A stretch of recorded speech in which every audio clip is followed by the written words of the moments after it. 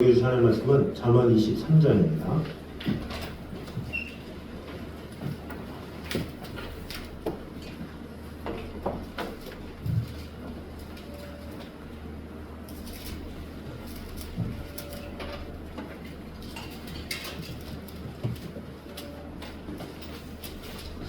잠언 23장 29절에서 35절까지 말씀입니다.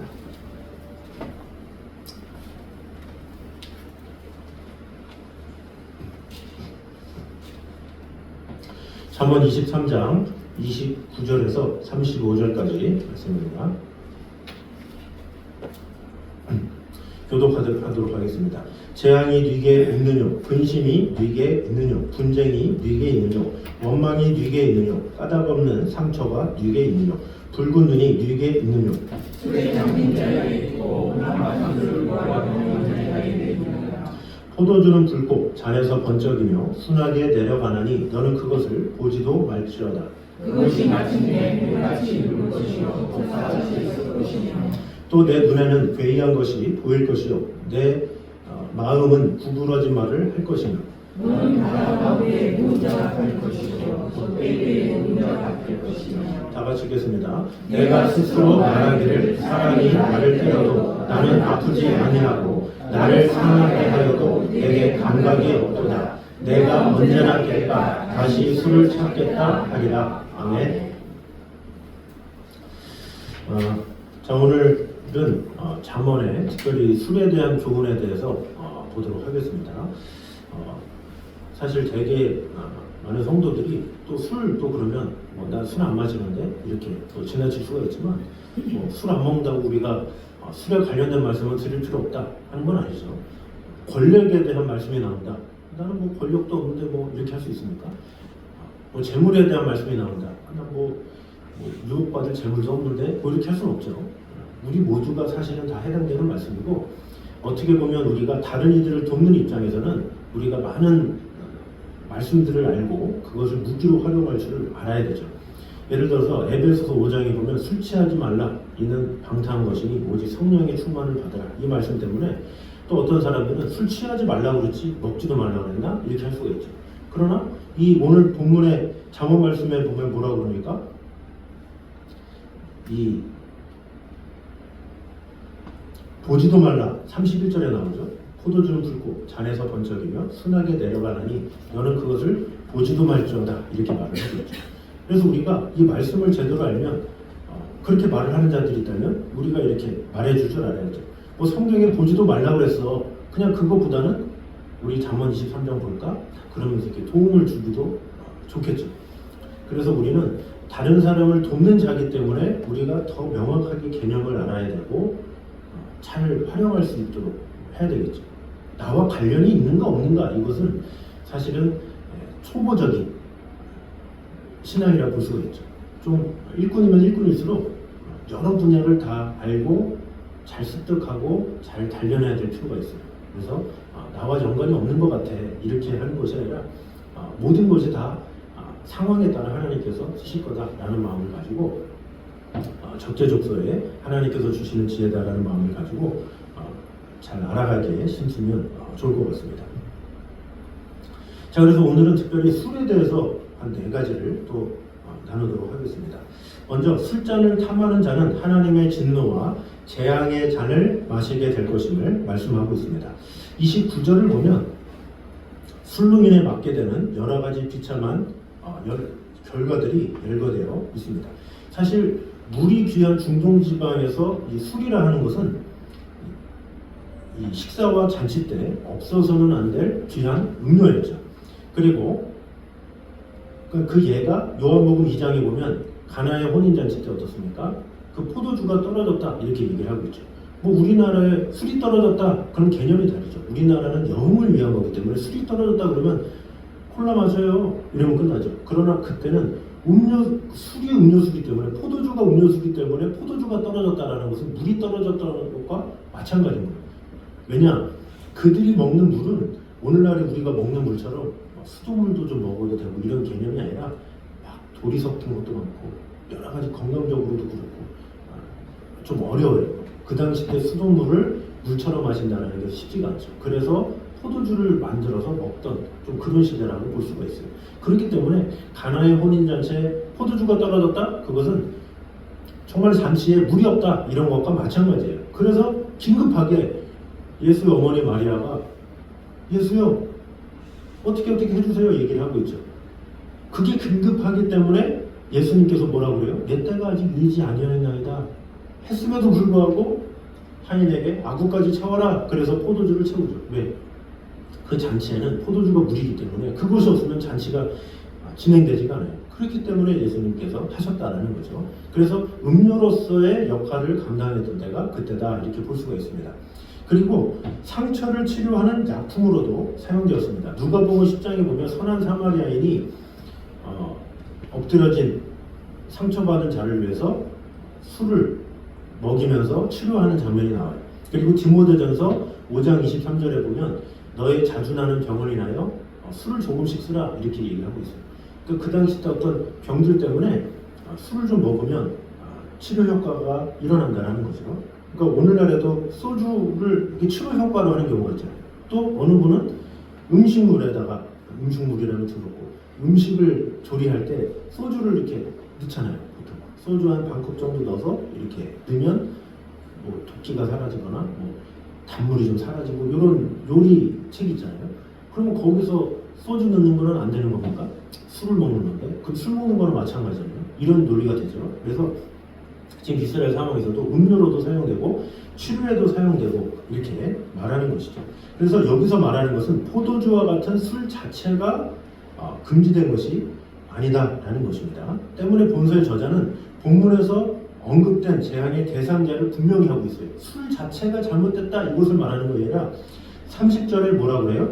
술에 잠긴 자에게 있고 혼합한 술을 구하러 다니는 자에게 있느니라는 얘기를 하잖아요. 자, 29절을 다시 한번 읽어보겠습니다. 시작. 재앙이 네게 있느냐, 근심이 네게 있느냐, 분쟁이 네게 있느냐, 원망이 네게 있느냐, 까닭 없는 상처가 네게 있느냐, 붉은 눈이 네게 있느냐. 자, 재앙, 근심, 분쟁, 원망, 까닭 없는 상처, 붉은 눈 누구에게 있느냐? 누구에게 있어요? 30절에 술에 잠긴 자, 혼합한 술을 구하러 다니는 자, 이것을 말하는 거죠. 술을 약처럼 치료하는 자, 뭐 물처럼 가끔 마시는 자, 이런 게 아니라 술에 잠긴 자, 혼합한 술을 구하는 자, 완전히 술에 미친 자를 말하는 거죠. 자, 그래서 여기서 이 말하는 이 술에 잠긴 자 또는 혼합한 술을 구하려는 자는 그 당시 때 이 초에 절인 피클처럼 항상 술에 절어 사는 자, 그리고 별미를 찾아다니는 미식가와 같이 날마다 새로운 술을 찾아 헤매면서 술에 중독되어서 헤어나오지 못하는 자, 그들을 말하는 거죠. 술 없이는 못 자는 사람이죠. 잠자기 전에 꼭 술을 먹어야 되고 내일 밤마다 술 먹지 않으면 견디지 못하고 이런 사람들을 말하는 거죠. 자, 그럼 저자가 말하는 구체적인 술의 해악이 무엇입니까? 29절에 보니까 재앙, 근심, 분쟁, 원망, 까닭 없는 상처, 붉은 눈 이렇게 말을 하고 있죠. 자, 여기서 역순으로 보면 붉은 눈은 무엇입니까? 충혈된 눈을 말하는 거죠. 그러니까 술로 인해서 건강이 심하게 훼손된 상태, 그것을 말하는 거죠. 눈이 충혈이 왜 됩니까? 건강이 약해지면 충혈이 돼요. 이런 것처럼 술에 잠기게 되면 충혈이 된다. 이것은 건강을 해치게 된다. 이것을 말하는 것이죠. 또 까닭 없는 상처 이렇게 나오죠. 자, 까닭 없는 상처 이것은 무엇입니까? 술에 감각이 돼서 비틀거림으로 인해서 얻게 되는 상처를 말하는 거죠. 술 취해서 이렇게 넘어지고 막 다치면 잘 모르잖아요. 그 당시 때는. 그러나 깨보니까 막 갑자기 피가 막 흐르고 막 이런 경우가 많이 있죠. 이제 그런 거를 말하는 거예요. 음주운전 같은 거 할 때 누구 부딪히고 뭐 압니까? 그냥 해롱해롱 하면서 이렇게 막 가잖아요. 이제 그런 상황들을 말하는 거죠. 그리고 분쟁과 원망 이것은 무엇입니까? 술로 인한 언어의 실수로 빚어지는 각종 문제를 말하는 거죠. 분쟁과 원망은 보통 사람이 맨정신에서는 말실수를 안 하잖아요. 근데 술을 먹으면 꼭지가 돌면 그때부터 하지 말아야 될 말을 막 하기 시작하죠. 사람들이 많음에도 불구하고 그런 인식이 없어요. 정신 못 차리기 때문에. 그런 것들을 막 하기 때문에 분쟁을 일으키게 되고 원망을 일으키게 되고 그 다음날 난 모른다 이렇게 잡아대는 경우도 있죠. 그러나 뭐 오늘날에 그게 통합니까? 뭐 녹음하기로 뭐 하면 바로 걸리죠. 자, 그리고 근심과 재앙, 이것도 같은 맥락이라고 볼 수가 있습니다. 술을 먹으면 먹을수록 근심이 사라지는 게 아니죠. 그것을 해결을 못했기 때문에 그 다음에 또 먹고 이렇게 하게 되는 거죠. 그리고 재앙도 마찬가지겠죠. 술을 계속 먹게 되면 본인만 재앙이겠습니까? 가정에게 피해를 주는 경우가 많이 있죠. 뭐 남편이 술을 먹고 왔는데 어느 누가 멋있어요, 이뻐요, 계속 드세요 이런 아내 있습니까? 오늘따라 술 냄새가 아주 죽이네요. 그래서 저 좀 안아주세요. 이런 하나도 없어요. 하면서 어떻게든지 하려고 그러지. 이런 것들이 이 가정에 슬픔을 주기 때문에 그것이 재앙이 될 수 있다라는 것이죠. 그래서 이 술로 인한 해악은 신체적인 건강을 해치는 것으로부터 시작해서 사회적인 관계에 파괴 일으켜까지 인간이 당할 수 있는 모든 문제와 고통을 망라한다 이렇게 볼 수가 있습니다. 자, 그럼 술이 어떻게 해서 우리에게 해악을 가져다 주는 것이겠습니까? 이 술이 인간의 뇌에 손상을 주기 때문이죠. 그래서 이성과 판단력을 흐리게 하기 때문에 그렇다라는 거죠. 그래서 술에 취하면 알코올 중독자가 되면 판단력을 잃어버려요. 그래서 음주운전이 위험한 게 뭐예요? 판단력을 잃어버린다는 거. 그 실례로 어떤 미국에서 어떤 사람이 운전을 하고 있었어요. 근데 이게 주석책에 나온 건데 한 예를 들어서 한 운전자가 이렇게 운전을 하고 있었어요. 그런데 자전거를 탄 소년을 치워 죽였대요. 그래서 두려우니까 갑자기 그래도 이렇게 죽은 것 같네 두려웠던 거죠. 그래서 거기서 두려워서 뺑소니를 쳤다라는 거죠. 결국 이 사고 현장 주변을 수색하는 경찰들이 그 차가 있는 집을 발견하고 집 안에 들어가는데 그는 계속해서 술을 먹고 있었대요. 김호중 씨인지 모르겠지만 술을 먹고 또 먹고 그러니까 뭐 제정신이 아닌 거죠. 그러니까 이 사람이 하고도 자기가 쳐죽었는데 두려우니까 또 술을 마시고 좀 그런 상태라고 볼 수가 있죠. 그런데 놀라운 것은 그가 치워 죽인 그 소년이 자기 아들이었다는 거예요. 그러니까 얼마나 무서워요. 와, 그죠? 자기가 아들을 쳐 죽인지도 모르고 그러고서 도망쳐 와가지고 술을 먹고 있었다는 거죠. 그런데도 그런 사실조차 모른 채 술에 취해서 비몽사몽한 그런 상황이라고 볼 수가 있죠. 이것이 바로 술의 해악이 주는 심각성이라고 볼 수가 있습니다. 그래서 이것은 악한 자들, 방탕한 자들뿐만 아니라 의로운 자의 삶까지도 한순간에 무너뜨릴 수 있다는 거죠. 그 예가 노아가 그렇잖아요. 노아가 술에 취해가지고 방주 사건이 딱 끝난 다음에 얼마나 좋습니까? 아름답게 끝날 수 있었는데 거기서 술에 취해가지고 대낮에 누워 있는 거죠. 그러니까 그 아들들의 입장에서 그것을 보고 함이 껄레리 이렇게 한 거죠. 사실 아버지가 잘못 아니에요. 그 시발점은 아버지인데 그 아버지가 그랬으면 아들은 물론 감싸줘야 되겠죠. 그러나 껄레리한 그 함의 입장에서도 아버지가 그러면 안 되는데 왜 그랬냐는 거죠. 함이 잘못했기 때문에 저주를 받았지만 그 전에 먼저 잘못한 것은 노아였다는 거죠. 그 노아가 당대 의인이라고 창세기 6장의 칭찬을 받았음에도 불구하고 그가 실수를 했다는 것은 모든 인간이 똑같이 실수할 수도 있다. 이것을 경고한다고 볼 수가 있습니다. 그래서 술은 이처럼 우리의 경건성을 파괴할 뿐만 아니라 심지어 우리의 운명을 파멸의 자리에 몰고 갈 수 있다라는 거죠. 그래서 성경은 이스라엘이 멸망한 자유 원인 중에 하나가 백성의 지도자들이 술에 취했다. 그것 때문에 그렇다. 이사야 28장에 이렇게 말씀하고 있습니다. 그래서 실로 술잔을 탐하는 자는 온갖 재앙과 더불어서 하나님의 진노와 심판의 잔을 마시게 된다라고 볼 수가 있습니다. 그래서 종말의 따라 살아갈 우리 성도들은 술에 대해서 취함에 대해서 생각조차가 아니라 아예 보지도 말고 그것에 대해서 언급도 하지 말고 오직 어떠한 삶의 어려움이나 문제가 있거든 술을 통해서 위로받으려고 하지도 말고 그 믿는 자들이 그래요. 믿는 자들조차도 갑자기 외롭고 힘들고 어려우면 점이나 칠까 뭐 이런 사람도 있어요. 성도임에도 불구하고 교회 직분도 있음에도 불구하고 답답하니까 나도 점이나 쳐야 되겠다 뭐 이런 사람이 확 김에 한 한 잔 좀 마셔야 되겠다.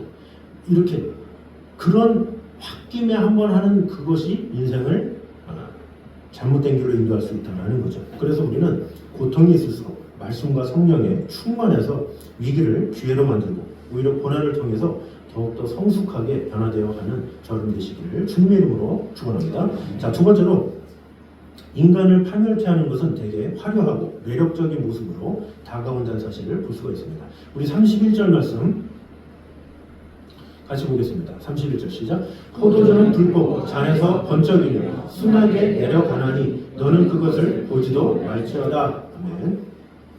자, 이거 보니까 포도주는 붉고 잔에서 번쩍인다.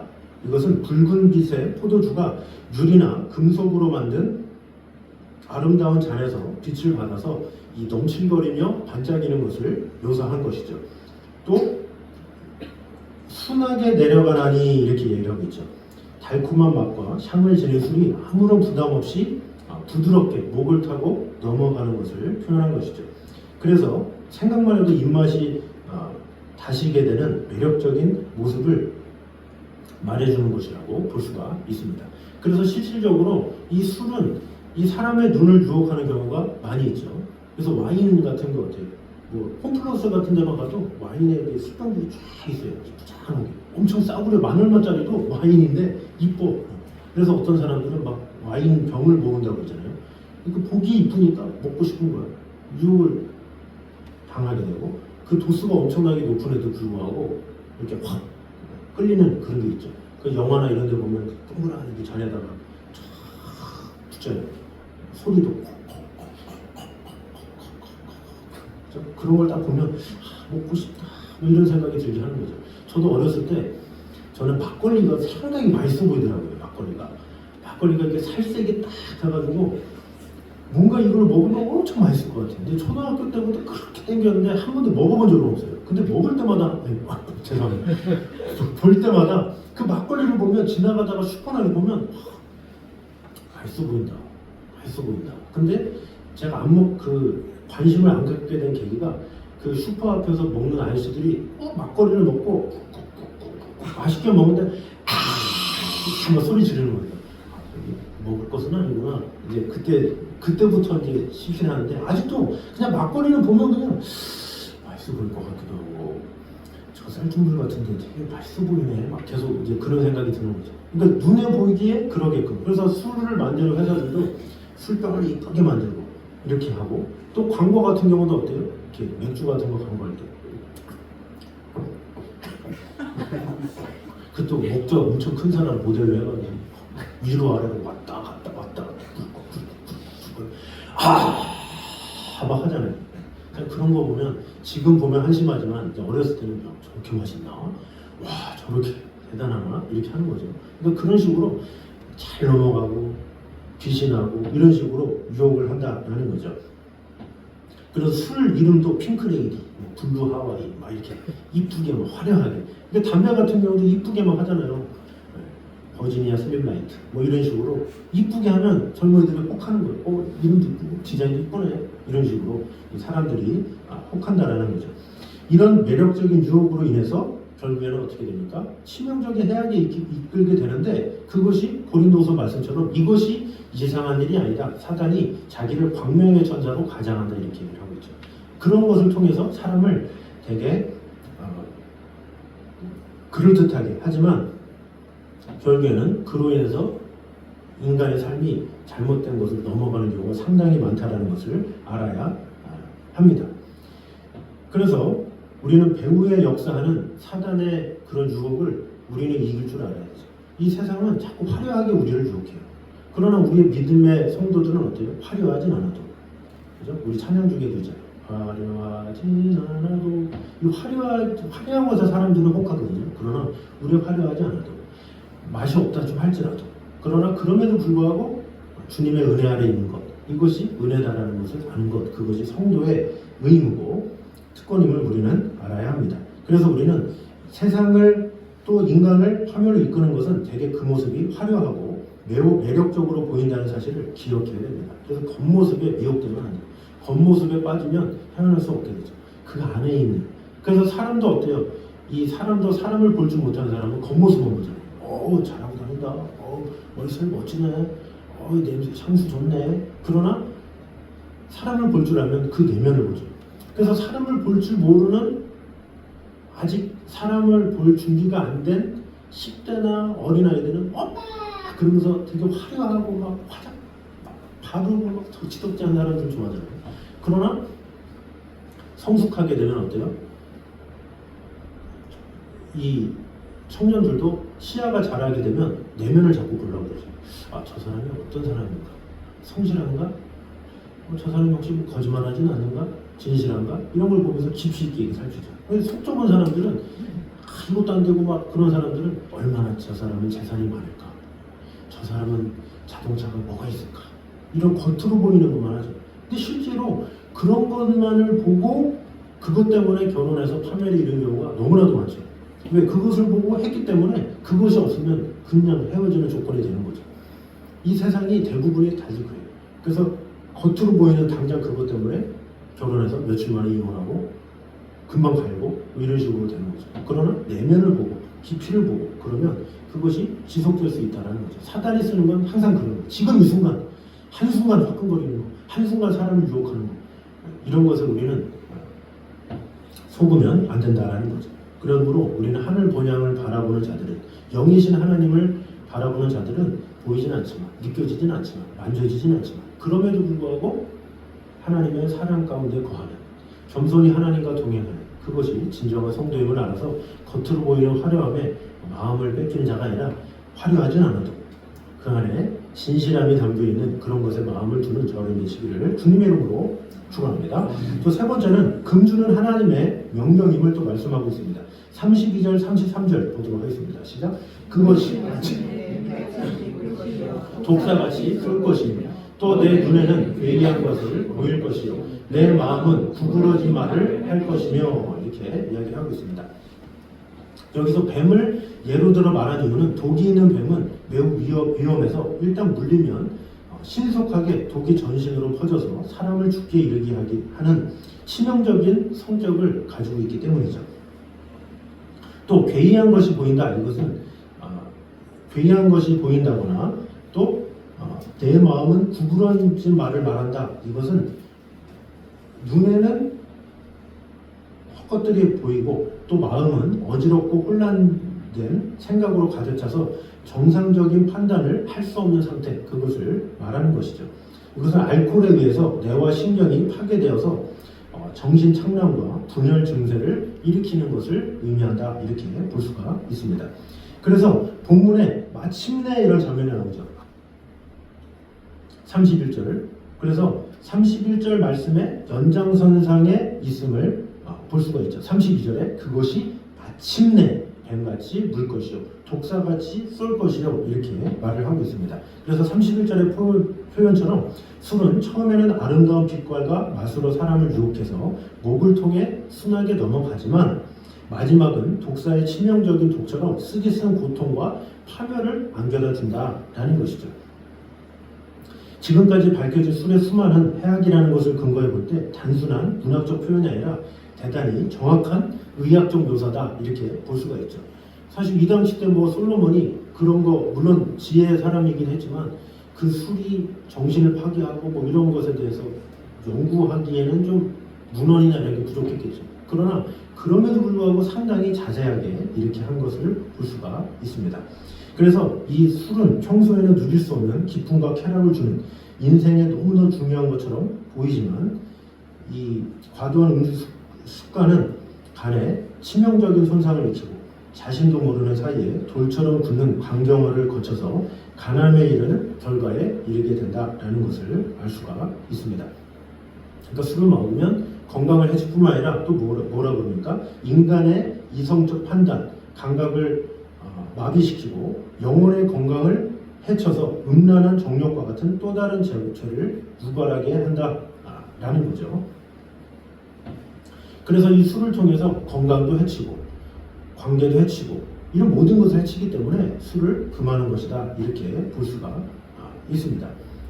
그래서 이 술의 문제는 이제는 세상의 문제가 아니라 교회에서도 많은 문제가 되고 있다라는 거죠. 그래서 계속해서 금주에 대해서 늘 말을 하고 있는 거예요.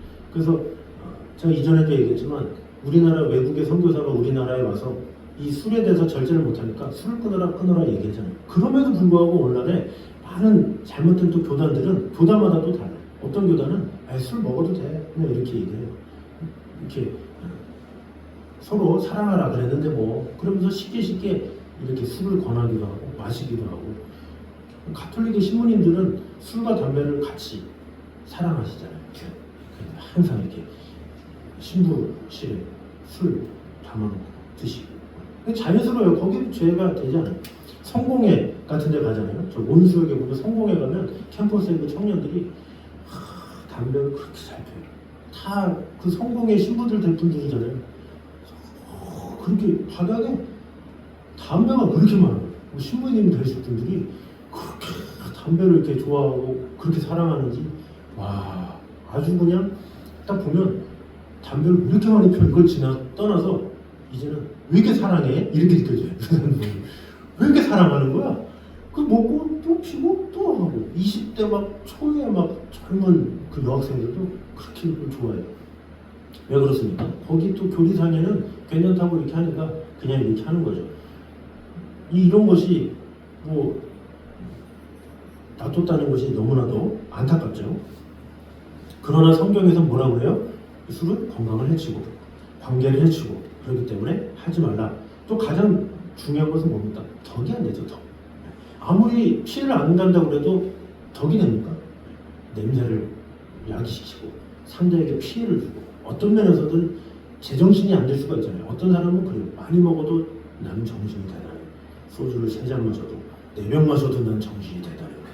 벌벌벌 떨면서 이미 정신이 나갔는데 난 정신은 살아있어. 그거 자체가 다 피해잖아요. 그거 자체가 물질적으로 피해를 주는 경우가 있고. 그래서 여러 가지 면에서 당연히 한국교회라면 금주를 확실하게 해서 그것에 대해서 명확하게 하는 것 그것이 필요하다라는 거죠. 복음서에서는 술을 즐기지 아니하며 이렇게 나와 있어요. 뭐 그 당시 때 음료의 개념이기 때문에.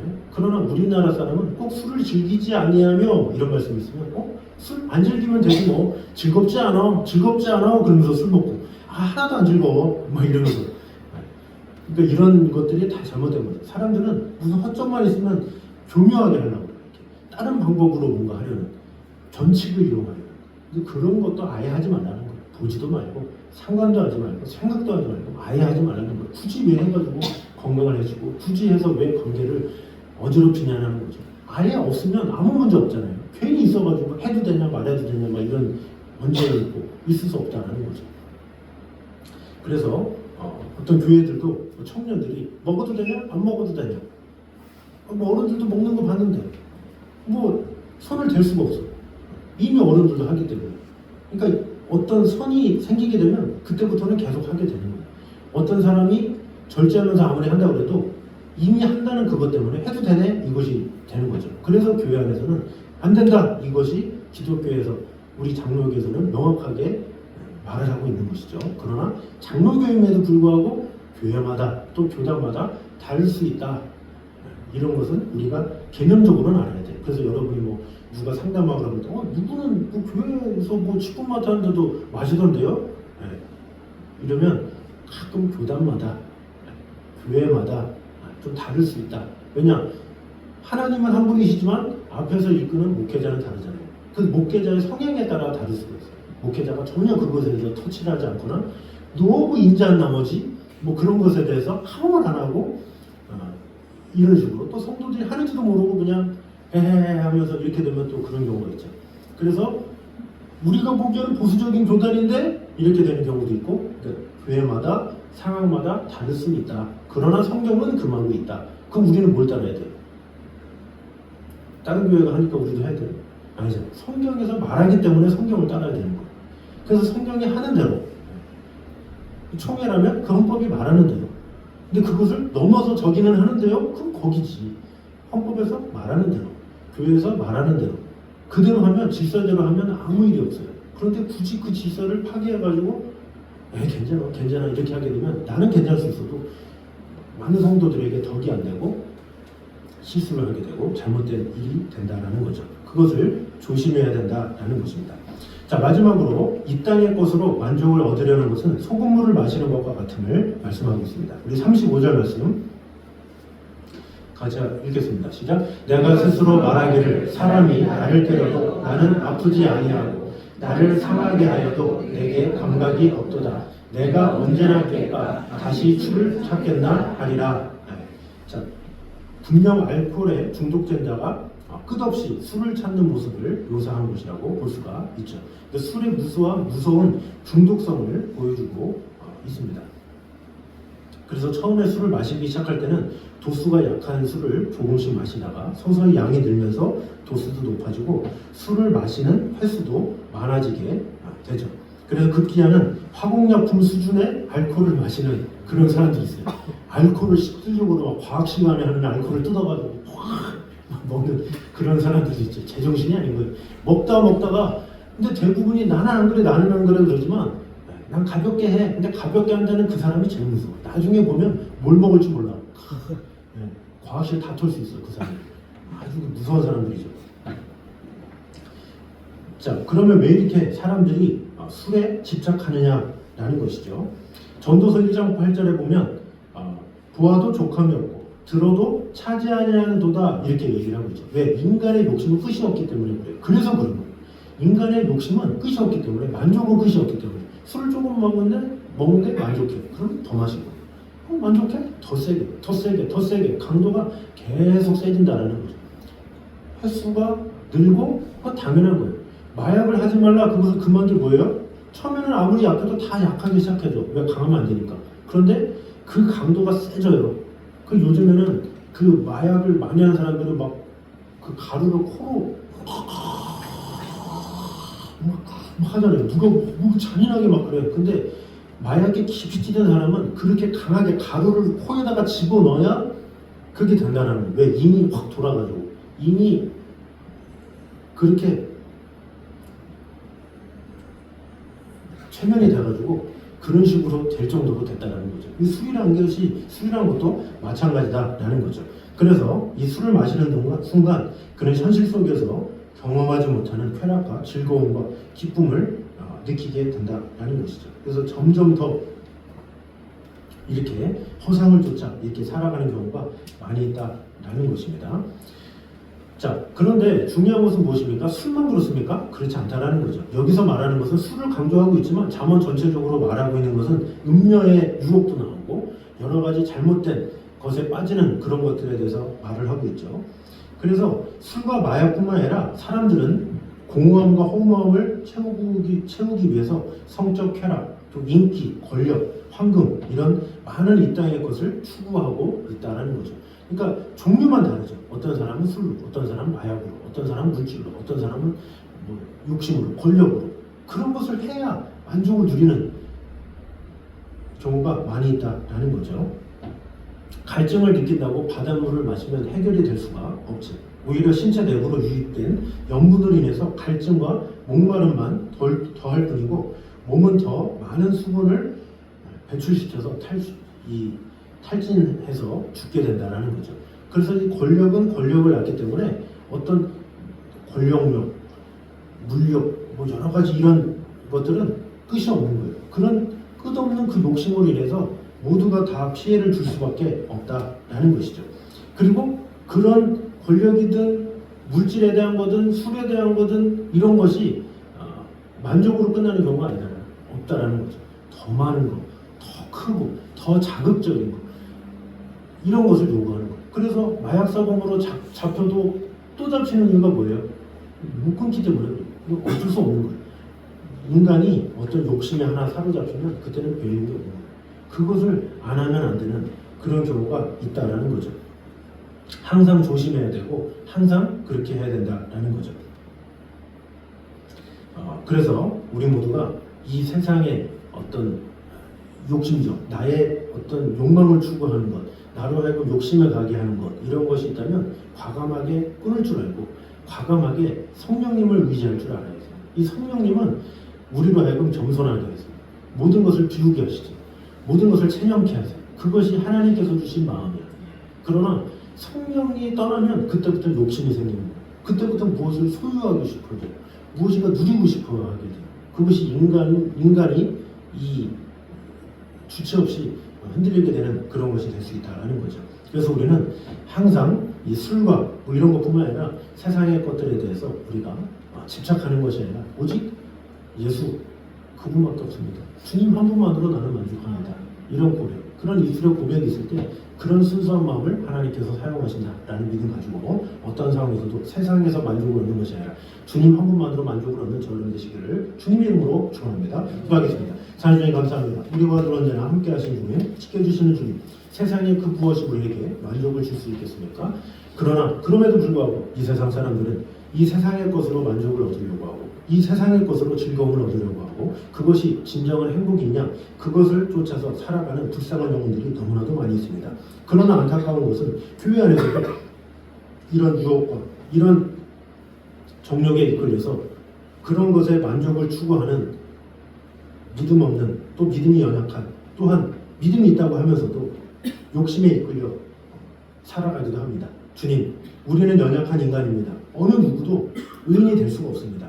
그렇게 당대에 의롭다 하는 노아 자체도 실수했듯이 우리도 다 실수할 수밖에 없는 연약한 자들임을 고백합니다.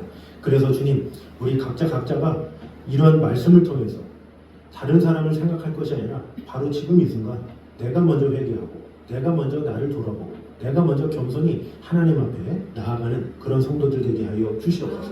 내가 먼저 하나님의 사람으로 세워질 때 하나님께서 은혜 주심을 믿고 오늘도 경건하게 주님께서 주시는 말씀으로 주님 한 분만으로 나는 만족합니다. 이렇게 살아가는 그런 성도들이 되게 하여 주시옵소서. 이제는 우리 주 예수 그리스도의 은혜와 아버지 하나님의 무한하신 사랑과 성령님의 교통하심이 늘 우리와 함께 계시는 하나님의 영광을 위해서 살아가기 원하는 이 자리에 있는 모든 성도들 위해 영원까지 함께 있기를 간절히 축원하옵나이다. 아멘.